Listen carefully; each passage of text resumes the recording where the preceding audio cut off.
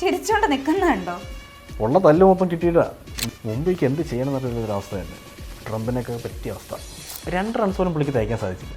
പുള്ളിക്ക് പവർ പ്ലേയിൽ ഒരു വിക്കറ്റ് കിട്ടിയത്. പുള്ളിയുടെ ഒരു ആക്ഷനൊക്കെ ഉണ്ടായിരുന്നു. എൻ്റെ മോൻ ഇപ്പം എന്തോ തിരിച്ചു വന്നിട്ട് ഓപ്പോസിറ്റ് ടീമിൽ നിന്ന് അടിയോ അടി. Unpredictable innings, dramatic endings. Welcome to another episode of Wicket to Wicket.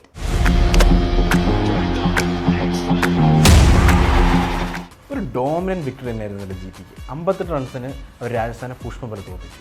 Sanju പിള്ളേർ നല്ല പോലെ വേർത്തു. It was a one side game. Absolutely. Game തുടങ്ങുമ്പോഴേ ഗുജറാത്ത് ഗെയിം അവരുടെ കയ്യിലാക്കി.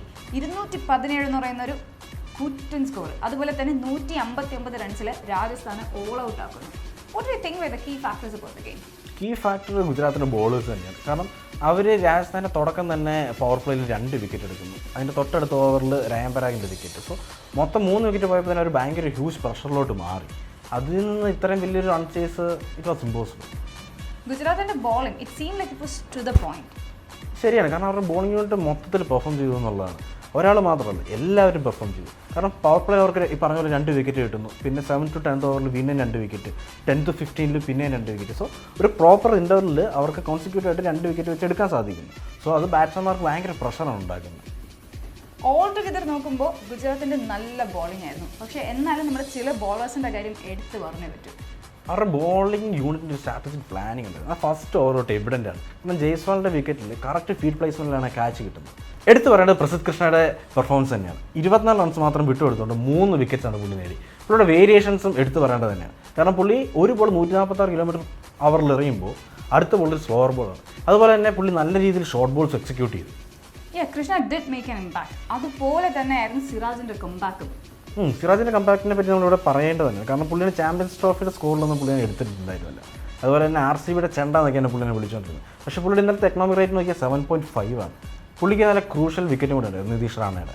അതുപോലെ തന്നെ ഫോമിലോട്ടായോ എന്ന് ചോദിച്ചു കഴിഞ്ഞാൽ റാഷിദ് ഖാൻ സീസണിൻ്റെ തുടക്കത്തിൽ ഫോമിലല്ലായിരുന്നു. പക്ഷേ ഇപ്പോൾ പുള്ളിക്ക് ഇന്നലത്തെ ഗെയിം എടുത്ത് നോക്കുകയാണെങ്കിൽ നല്ലൊരു ബോളിംഗ് ഫിഗറാണ്. അതുപോലെ തന്നെ 2 ക്രൂഷ്യൽ വിക്കറ്റ്സും പുള്ളിക്ക് കിട്ടി.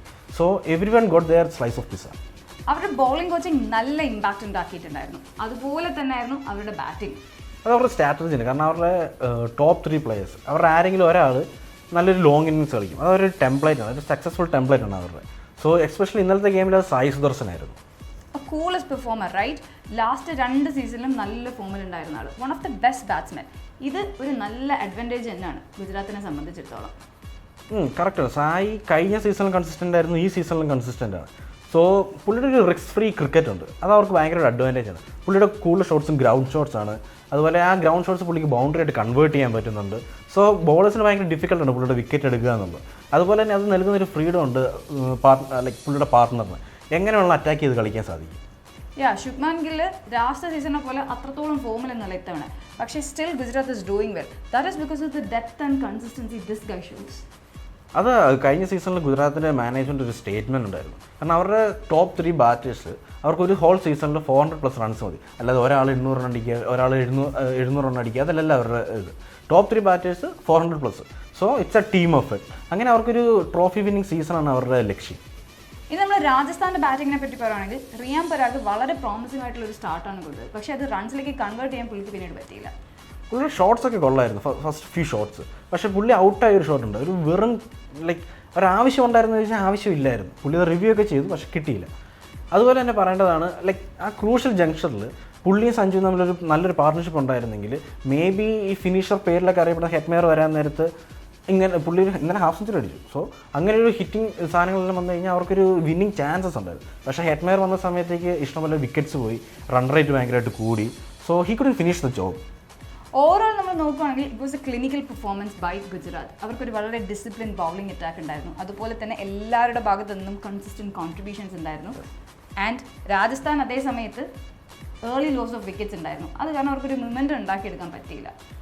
അബ്സല്യൂട്ട്ലി. ഇന്നലത്തെ ഗെയിം നോക്കിക്കഴിഞ്ഞ് കഴിഞ്ഞാൽ ഗുജറാത്ത് എല്ലാ ബോക്സും ടിക്ക് ചെയ്തെന്നുള്ളതാണ്.